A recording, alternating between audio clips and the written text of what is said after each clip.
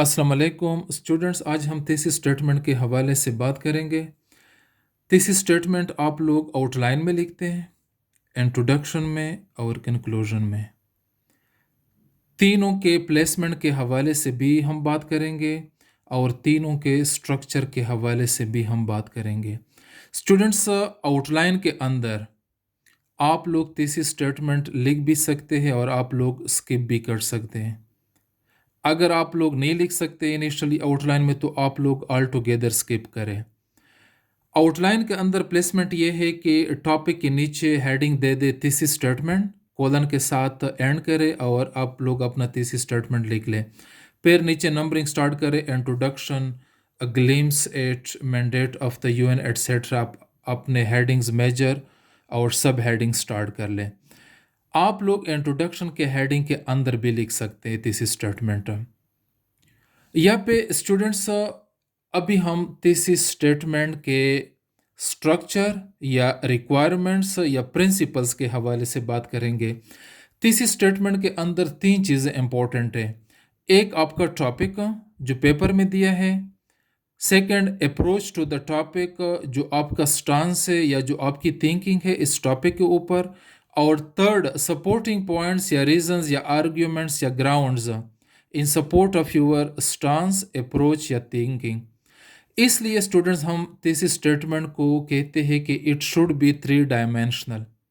Three dimensional का मतलब ये है कि आप टॉपिक भी इंक्लूड करते हैं, आप अपना अप्रोच भी इंडिकेट करते हैं, शो करते हैं अप्रोच या थिंकिंग या स्टांस, और आपके अप्रोच, थिंकिंग या स्टांस को सपोर्ट करने के लिए आपके पास मेजर रीजंस, सपोर्टिंग पॉइंट्स या ग्राउंड्स या आर्ग्यूमेंट्स भी होने चाहिए। यहाँ पे स्टूडेंट्स ये टॉपिक देख लें। The UN has become irrelevant in the 21st century despite its historical significance, comma, the United Nations organization has become increasingly irrelevant in the 21st century due to its structural inefficiencies, its inability to effectively address contemporary global challenges, and the emergence of alternative global governance mechanisms. The only way to become relevant again is by overcoming these challenges.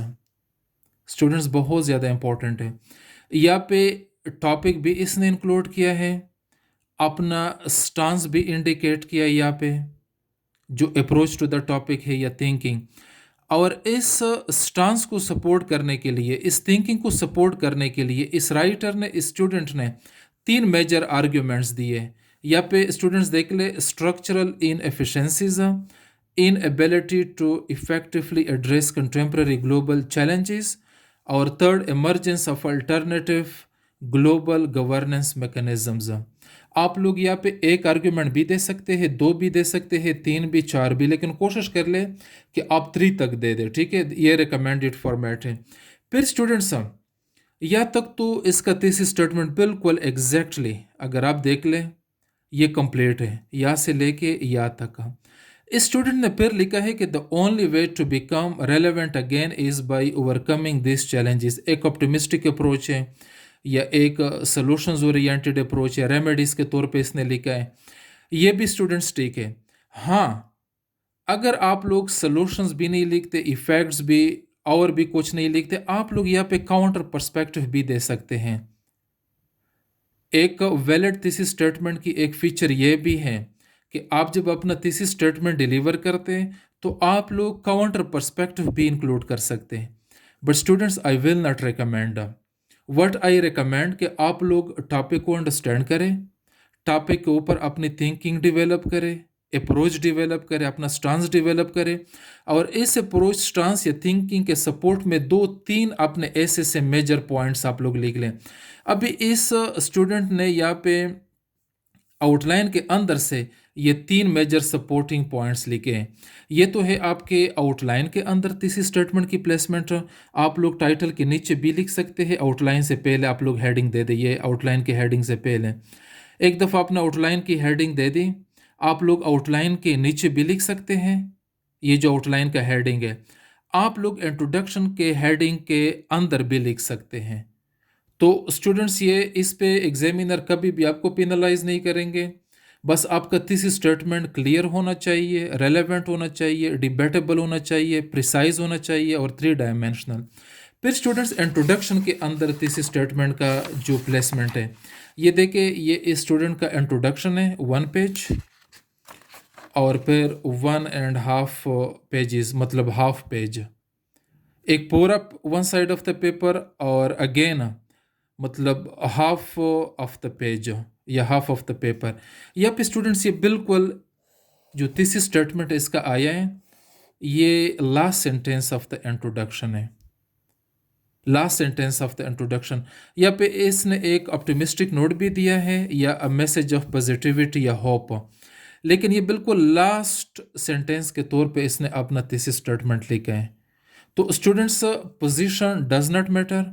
अगर आपको topic की understanding है, comprehension है, clinically आपने topic को understand किया है, लेकिन कोशिश करें कि अगर आप लोग बिल्कुल इंट्रोडक्टरी पैराग्राफ के एंड पे लिख लें, मतलब इंट्रोडक्टरी पैराग्राफ का जो एंड सेंटेंस है या सेकंड लास्ट सेंटेंस है, आप लोग यहाँ पे लिख लें। एक लेंथ के हवाले से अक्सर बच्चे पूछते हैं कि सर कितना लेंथी होना चाहिए थीसिस स्टेटमेंट, वर्ड्स कितने होने चाहिए। वैसे अगर आप लोग ऑक्सफोर्ड कैम्ब्रिज के रिकमेंडेड बुक्स पढ़ ले तो उधर 20 वर्ड से लेके 50 वर्ड्स तक आप लोग लिख सकते हैं। और सेंटेंस की अगर हम बात कर ले तो आप लोग सिंपल सेंटेंस भी लिख सकते हैं। सेंटेंस की डेफिनेशन ये है subject plus verb plus single complete thought. और आप लोग कॉम्प्लेक्स सेंटेंस भी लिख सकते हैं, कॉम्प्लेक्स सेंटेंस। कोशिश करें कि सिंगल सेंटेंस की शक्ल में लिख ले, whether it is a simple sentence और a complex sentence. Same thesis statement students यहाँ पे देख ले, इसने रिपीट किया है इंट्रोडक्शन में, और सेम थीसिस स्टेटमेंट इसने यहाँ पे लिखा था आउटलाइन में।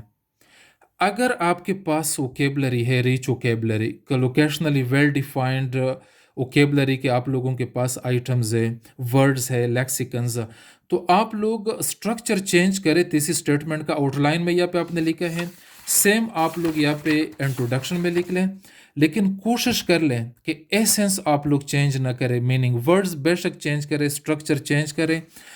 एक तीसरी इंपॉर्टेंट चीज़ ये है कि स्टूडेंट्स थीसिस स्टेटमेंट के अंदर आप लोग कोशिश करें कि idioms, phrases, difficult technical jargons avoid करें। एग्जामिनर आपके वर्बोसिटी के अंदर इंटरेस्टेड नहीं है।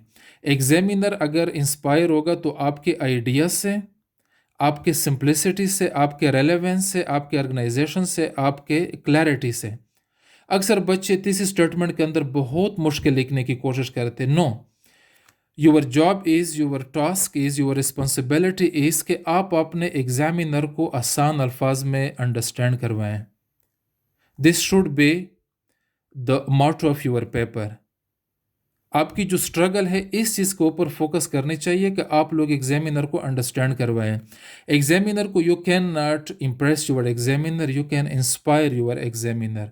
बिल्कुल सिंपल लैंग्वेज में थ्रू आउट आप ऐसे लिख लें। आप लोग वर्बोसिटी या आर्टिफिशियली वर्ड्स इंजेक्ट ना करें, एडियम्स, फ्रेजेस। जो आपका नेचुरल स्टाइल है आप इस स्टाइल के अंदर लिखने की कोशिश करें। ये वीडियो मैं अपलोड करूँगा सोशल मीडिया नेटवर्किंग साइट्स पे। आप लोगों के जो भी क्वेरीज होंगे आप लोग मुझसे पूछ सकते हैं।